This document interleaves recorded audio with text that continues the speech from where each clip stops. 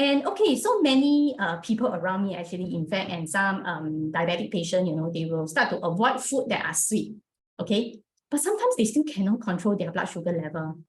In fact, right, food don't need to taste sweet to cause a rise in the blood sugar level. Rather, it is the glycemic index of the food we should pay attention to.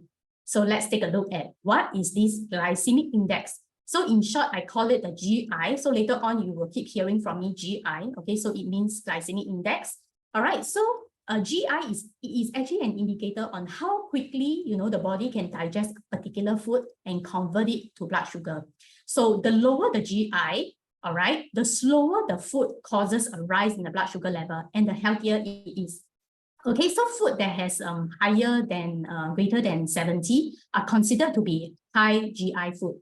Take for example, does rice taste sweet? No, right? But take a look over here, the GI is 89. How about cooked potatoes? Do they taste sweet either? No, okay? But the GI is also very high at 87. But let's take a look at this red apple. Red apple tastes very sweet, right? We do eat very sweet apples. Okay, but the GI is very low, just 34. So in conclusion, right, it is not the sweet foods that cause the blood sugar level to rise, but the food with high glycemic index, all right?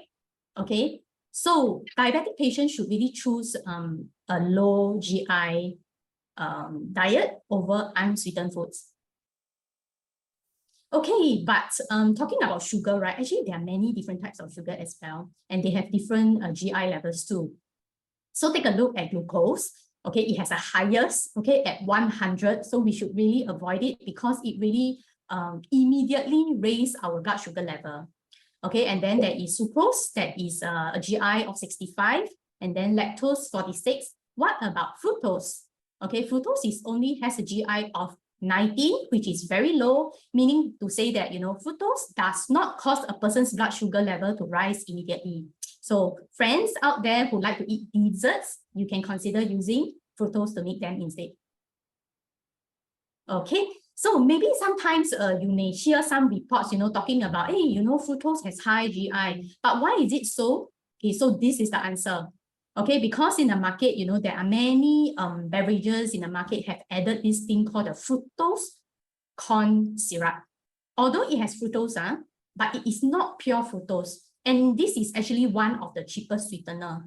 All right, so let us take a look at some of the, in the market, the common ratio it has, 42% fructose to 58% glucose, and 55% fructose to 45% of glucose. So you see over here, the GI is definitely higher than fructose. So just now I mentioned fructose, the pure fructose is only just 19.